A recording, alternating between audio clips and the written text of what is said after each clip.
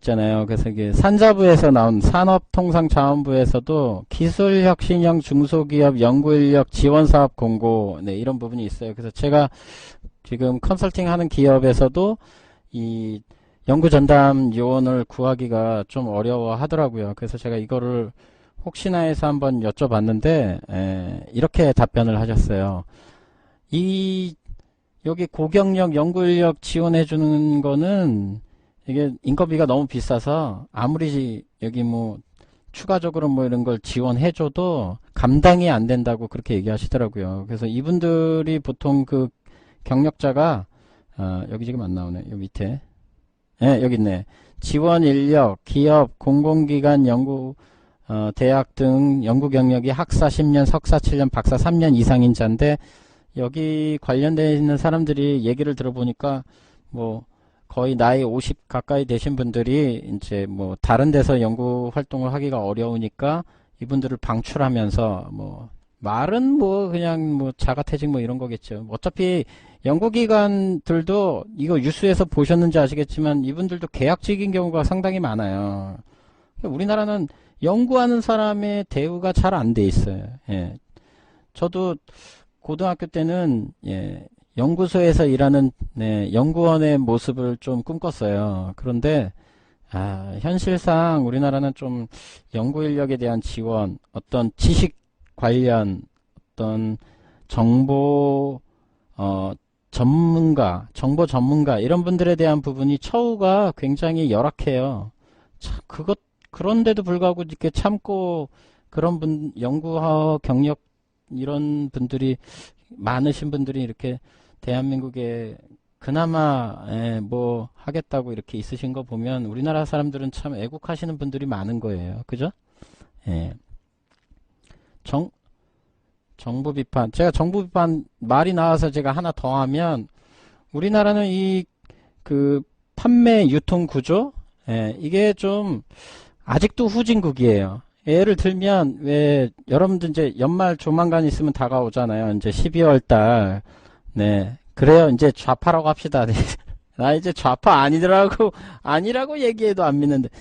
아무튼 그 12월 달에 이제 미국 같은 경우에는 블랙 프라이데이라고 해가지고 그 제품들을 굉장히 싸게 팔고 막 할인하고 이렇게 해서 사람들이 이제 그런 물건들을 이제 사기 위해서 굉장히 고군분투하잖아요. 백화점 앞에서 막 24시간 대기했다가 문 열자마자 막 뛰어 들어가고 이제 뭐 우리나라도 그 비슷한 거 했는데 물건 뭐 몇 개 갖다 놓지도 않고 대충 그런 모양새만 했었죠. 근데 왜 미국이나 유럽 쪽에 있는 나라들은 그렇게 이제 블랙 프라이데이라고 해가지고 어떤 행사를 할 수 있냐? 우리나라랑 조금 판매 구조가 다른 게 예를 들면 이제 미국에서 이제 싸게 파는 회사가 베스트 바이라고 하는 회사, 판매 회사인가?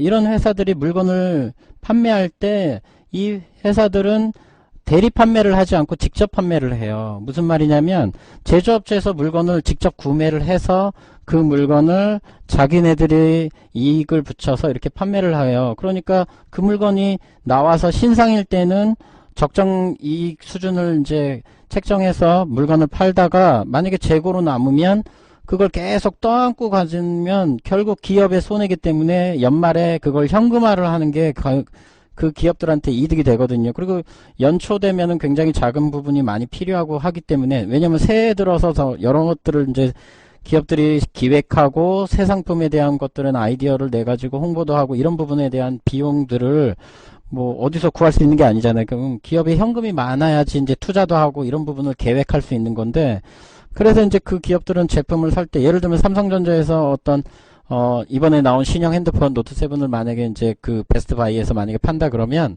그 삼성전자에 있는 제품을 이 베스트 바이에서는 물건을 전량 자기네들이 판매할 만큼에 대한 목표량을 전량 구매를 하는 거죠. 그리고 판매자는 확실하게 그 베스트 바이에서 팔아요. 근데 만약에 이게 잘 안 팔렸어요. 뭐 1000대를 구매했는데 500대밖에 안 나갔어.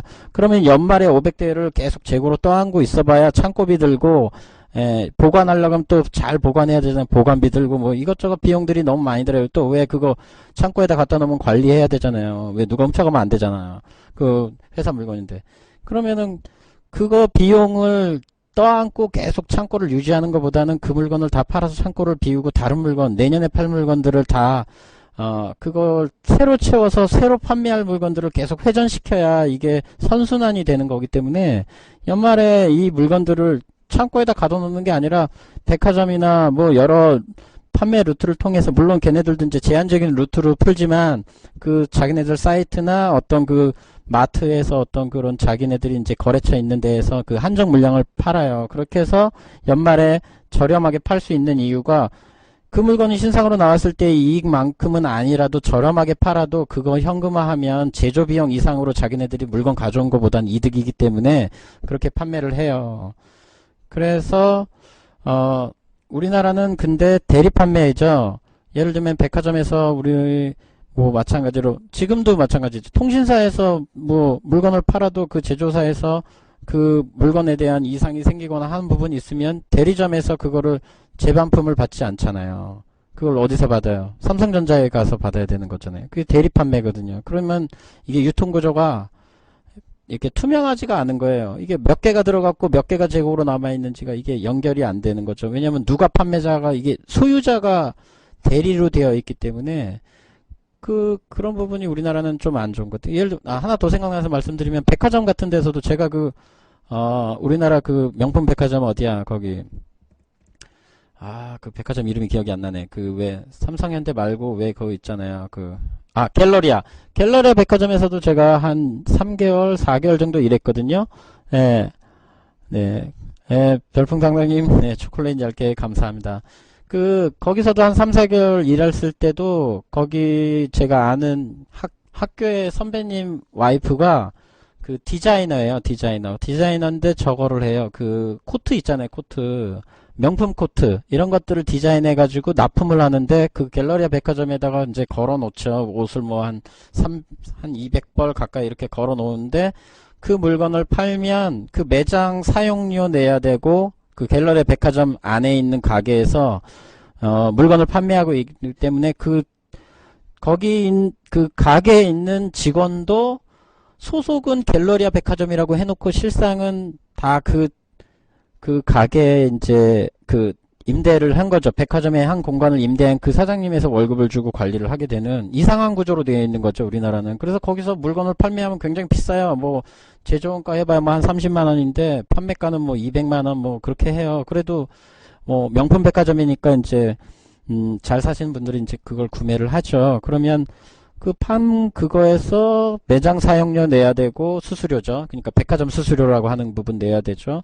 그리고 거기 이제 직원들 관리비 해서 이것저것 다 빼고 나면 실상 생각보다 그 백화점의 입점에서 한 기업이라고, 그치, 거기도 기업이죠. 그런 기업에서 가져가는 비용들이 나중에 그게 재고 처리돼도 그거는 다 누가 떠안아야 돼요? 저기가 떠안아야, 해당 기업에서 떠안아야 되는 거잖아요. 그러니까 우리나라는 제조업체가 제조업체가 아니라 판매도 같이 해야 되는 이런 이상한 구조가 돼 있어요. 그래서 대기업이 여러 가지를 해가지고 이익을 본다고 말만 할 게 아니라 이런 사회란다. 경제 관련 업체 이런 뭐라 그래야 돼, 시스템 이런 구조를 좀 이제 선진국화로 우리도 바꿔야 할 때가 왔어요. 좀 이런 대리 판매 방식은 진짜 이거는 못 먹고 못 사니까 큰 기업들은 좀 잘 되라고 해서 이렇게 보완해주는 뭐 이런 장치지. 그렇죠. 예, 구조개편. 예, 그거 좋은 말이에요. 구조개편. 주제는 연구소에 이제 고경력자 이런 이제 연구원들을 이제 고용했을 때 이런 지원금을 지원 받아줄 때 이제 이런 거 할 때 이제 인력 채용에 대한 부분을 이제 지원을 해주는데, 이제 우리나라는 그런 시스템 구조상 이게 다 대리 판매 형식으로 연결이 돼 있어서 이분들이 이제 그런 부분을 혜택을 받는다고 쳐도 큰 혜택이 되지 않는다는 얘기죠. 이게 대리 판매랑 무슨 상관이냐고요? 그러게 제가 어디서 시작했는지 기억이 안 나네. 아무튼 그래서 이런 이제 중소기업에서는 이런 걸 이제 지원을 받는다고 쳐도 지원 인력 연봉의 50% 최대 5천만 원까지 이제 뭐 연간 지원하신다는데 네, 이런 부분이 크게 이제 혜택으로 와닿지 않는다고 그런 말씀을 하시더라고요. 그 대표님이. 그래요. 쉬운 말을 어렵게. 맞아요. 제가 좀 얘기를 하다 보면 좀 너무 진지하게 얘기하는 그런 습관, 버릇, 또는 그런 특성이 있어요, 제가. 그래서 좀, 뭐, 가볍게 해도 되는 이야기들을 좀 많이 이렇게 어렵게, 여러 가지들을 막 묶어서 막 얘기하다 보니까, 네, 맞아요. 네, 진지스님, 네. 그런 부분이 있어요. 그래서, 뭐 이분들 연봉을 그분들도 안 알아봤겠어요. 그 대표님이 알아보셨는데 이분들이 연봉이 거의 뭐 1억, 뭐 1억 넘어간다고 하더라고요. 아무래도 이제 경력이 10년 이상 되고 막 박사 뭐 3년 이상 됐는데 이런 분들 고용하려면 이제 그 정도 되겠죠. 그런데 뭐 5천만 원 정도 지원 받아봐야 그 사람 월급을 또 기업에서 줘야 되는 부분도 5천만 원 정도니까 그래도 일반 이제 어느 정도 이제 청년들, 연구원들 고용을 하면 월급을 보통 책정하기로는 한 200 정도 책정하시는 것 같더라고요. 그래서 300을 책정해도 3,600인데 5천만 원보다는 적잖아요. 그래서 그것도 굉장히 부담이 된다고 얘기하시거든요. 부담이 될 수밖에 없어요. 연구소를 연구 인력 월급으로만 책정해서 만약에 생각하면 부담이 될 수밖에 없다고 생각해요. 네. 그러니까 그런 부분을 좀 헤아려서 이 지원을 해줘야 되는데 우리나라는 네, 별로 그런 걸 관심 없는 것 같아. 네. 손은 아, 그게 참 맞아요. 그 BJ 코테라님 말씀이 맞아요. 손에 잡히는 정책 자금으로 이제 많이 이제 알려드리고 하는 부분을 하려고 하는데 이 지원하는 부분의 이 정책도 물론 이게 좀 중소기업에 현실적으로 좀 와닿는 정도로 이렇게 좀 지원 정책을 좀 만들고 해서 좀 많은 기업들이 지원도 받고 또 최종 결과물을 만드는 데 있어서도 좀 더 그 확률이 좀 높아야 되는데 그래서 하지 말라는 얘기죠. 이거 돈 받아봐야 그 기업 손해인데 중소기업들이 하기에는 부담이 된다는 얘기죠. 그러니까 뭘 모르고 이런 정책들을 내놓는 사람들은 하다못해 중소기업의 그 대표들하고 얘기를 별로 안 해본 사람이에요. 이 사람은.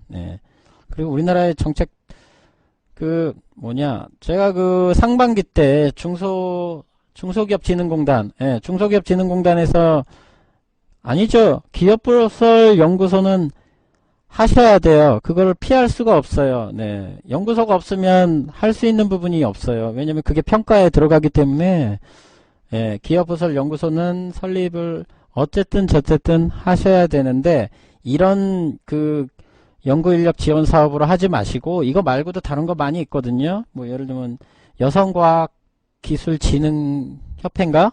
거기서도 여성 연구원에 만약에 고용을 하시면 월급을 그 연구원의 연구 뭐라 그러지? 연구 경비? 아니 그 연구원의 인건비를 일부분 지급도 해요. 그런 부분도 있고 또 고용노동부에서도 지원금 있고 지자체에서도 해요. 네, 어떤 건 하고 어떤 건 하지 말고 어떻게 그런 거를 이제 아시려면은 컨설팅을 받으셔야죠. 네, 저 같은 사람한테 컨설팅을 받으십시오. 또 저 정실미 카페 또 코테라 협회 있지 않습니까? 저희 한국기술개발협회에 전화하세요. 02 뭐였지? 5 번호 또 까먹었어. 하여튼 제 홈페이지에도 있고 하니까 공짜 참 공짜 아니라니까 참 그 공짜 너무 좋아하시면 저처럼 대머리 되신다니까요. 네.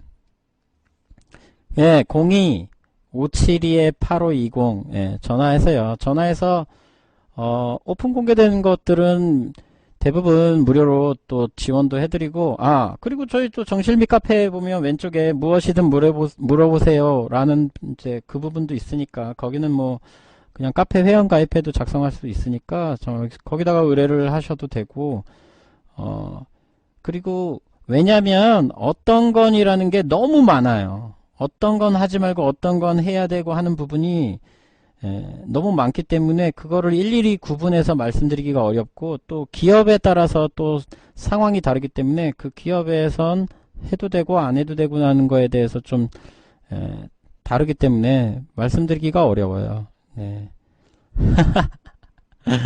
그렇죠. 정실미 카페가 좀 많죠. 네, 내용이 많긴 해요. 네, 저도 이거를 처음 둘러볼 때 꽤 시간이 많이 필요했죠. 네, 이거, 왼쪽에 이런, 카테고리? 네, 카테고리 이런 것 좀 구분하고 이렇게 보는 거를, 네, 저도 아직도 헷갈려요. 네, 보면서 헷갈려요. 그래서, 뭐, 시간을 내서 일부러 이렇게 보시기보다는 그때그때 혹시 있나 해가지고 들어와서 예, 그때 한 번씩 천천히 찾아보세요. 정실미는 누가 만들었어요? 정실미는 코테라 한국기술개발협회에 계신 이제 분들이 만들었죠. 네. 그래요. 맞아요. 그래서 이제 너무 복잡하니까 맞춤 컨설팅이 필요한 거고요. 이거는 이제 여기 한국기술개발협회에 있는 협회장님을 협회장님의 뭐라 그러지? 예, 방향 그런 것들로 인해서 이제 처음 만들어진 거겠죠. 네. 저도 이거 처음에 만들 때 같이 하진 않았기 때문에 내가 누가 만들었는지는 몰라요. 네. 아무래도 이거 관련하신 분들이 이제 여러분들이 만드셨겠죠. 근데 대체적으로는 제가 알기로는 협회장님들이란다. 협회장님이 만드신 걸로 알고 있어요. 저는 아니죠. 네. 저는 여기 같이 만든 거 네, 없어요. 네. 제가 이거 만들 정도면은 제가 지금 이거 하고 있겠어요? 제가 만약에 이거 만들어서 지금 할 정도면 저 여기 없어요. 저는 지금 중국과 베트남과 유럽과 미국을 돌아다니면서 전 세계에 있는 정책 자금들을 다 정리하고 있을 거예요.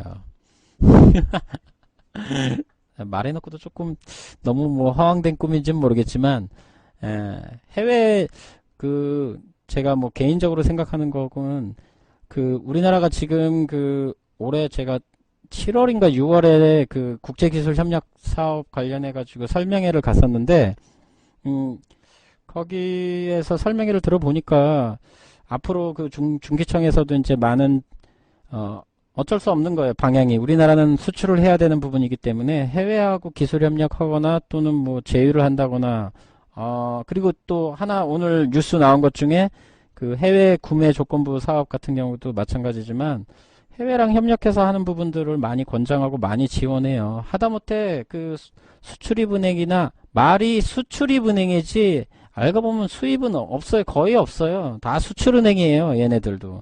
제가 거기 전화해서 담당자 의료 관련한 업체 갔을 때 거기가 이제 마스크 만들고 왜 의사 선생님들 이런 거 옷 입고 하는 거 일회용품 이렇게 일회용 의사 가운 이런 거 만들고 마스크, 모자, 그 다음에 신발, 의료용 신발 이런 거를 이제 중국에서 제조해가지고 국내로 수입을 하는 업체였어요.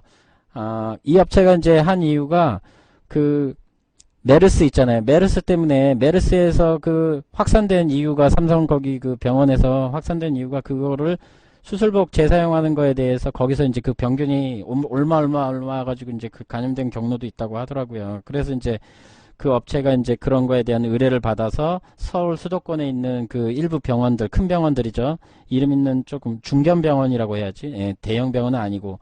그런 데서 이제 이런 수술품 공급을 해야 되는데, 이 업체가 중국의 제조업체, 거기 제조업체지. 거기서 이제 여기서 디자인해가지고, 개발해가지고, 거기다가 이제 OEM 방식으로, ODM 방식으로, OEM 방식인 것 같은데, ODM 방식으로.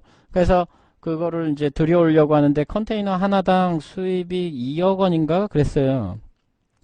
그것 때문에 제가 이제 수출입은행도 전화하고 거기 또 무역진흥공사 말고 또 하나 뭐가 있는데 무역 관련해서 하여튼 그쪽으로 제가 전화해서 막 알아보니까 해서 담당자하고 물어봤더니 아니 수출입은행인데 이게 무슨 국내 메르스 때문에 그게 필요한데 왜 코트라 무역진흥공사 그렇지 코트라 한국무역투자진흥공사 무역투자진흥공사인가 거기에도 전화를 해가지고 물어봤는데 거기 담당자들이 제가 이제 열받아가지고 컨테이너 하나 들어오는 거 2억인데 그거 지원해주는 거 없냐고 물어봤더니 그런 건 없고 나가는 거 있으면 얘기하라고 그렇게 얘기하더라고요. 그래서 말은 수출입은행인데 알고 보면 수출은행이고 거기 무역투자진흥공사도 말 그대로 무역이라는 게 뭐예요? 트레이드가 주고받고 바꿔주고 이런 건데 우리나라는 수출 쪽으로만 이렇게 지원이 많지 수입 쪽으로는 거의 지원이 없다고 보시면 돼요.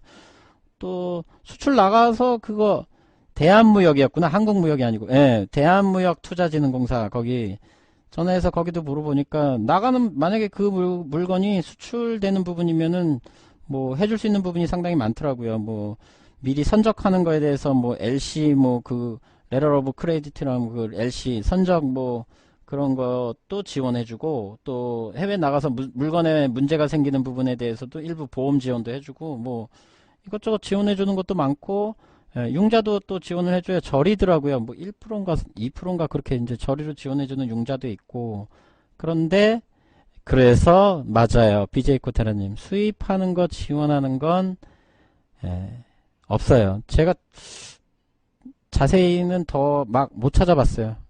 근데 거의 없다고 보시면 돼요. 있으면 저한테도 좀 한번 얘기해 주세요. 그러면 지원받을 수 있는 업체도 상당히 많을 것 같아요. 근데 제가 그거 얘기해서 실망을 해서 그 다음에는 자세하게는 안 찾아봤어요. 근데 아무튼 그 담당자하고 얘기했을 때는 그렇더라고요. 그래서 네 그런 부분이 있습니다. 네. 오늘 그 좌파는 아니냐 막 이런 얘기 하다 보니까 시간이 막 벌써 이렇게 됐네. 네, 이렇게 된 줄 몰랐네. 네, 오늘 한 딱 10분만 해서 더 10시에 끝내는 걸로 하고요. 네, 그래서 이제 수입품은 거의 지원이 없다고 봐요. 그래서 오죽하면은 그 저기 뭐야 서울에 그 유명한 시장 있잖아요. 그 무슨 시장입니까? 우리가 그 동대문 시장인가? 남대문 시장인가? 왜 그 수입 물품 많이 그 팔고 한동안 그 우리 담배 가격 올라가지고 역수입해가지고 그 보따리 장사하시는 분들이 우리나라 담배를 거꾸로 예, 그 남대문 시장인가 봐요. 맞아요. 코테라님, 네. BJ 코테라님 남대문 시장 거기 이제 그 보따리 상인들이 중국 우리나라 그 뭐라 그러지? 중국 교포분들이 이제 배 타고 인천으로 들어오면서 그 보따리 상인들이 담배랑 또 뭐 여러 가지 뭐 그 뭐지? 누에그라 비슷한 뭐 그런 것들 막 중국 쪽으로 해가지고 수입해가지고 막 그런 거. 네. 아, 그래요? 그러니까 그런 분들 해가지고 하는 분들이 왜 보따리로 그렇게 하겠어요? 그 제한 금액만큼을 거기서 이제 보따리로 가져오잖아요. 예. 그것도 요즘 뭐 중국하고 그 사드 때문에 그런가 뭐 그것도 좀 많이 어려워졌다고 많이 얘기를 들었는데 아무튼 그런 분들이 정식적으로 만약에 합법 수입 진행하는 부분이 있으면 그렇게 하진 않을 거예요. 보따리 장사로. 그게 법적인 한도 내에서 최소한의 약간의 그 법망에 걸쳐져 있는 상황이니까 이제 그렇게 하시는 부분이 있죠. 예. 그걸 이제 악용해서 이제 막 들여오는 사람들도 가끔 있잖아요. 그 뭐지? 중국 교포인가? 우리나라 교포인가? 그 임신한 척하고 배에다가 매덕 1억 원어치인가? 뭐 그거 뭐 뱃속에다가 임신한 것처럼 해가지고 이렇게 숨겨왔다가 엑스레이 걸려가지고 근데 그걸 하겠다고 하는 사람도 난 이해가 안 돼요. 우리나라가 그 엑스레이 검문이 얼마나 심한데 그걸 참 그죠? 예. 네. 그래요? 네. 그래서 이제 그런 부분이 있어요.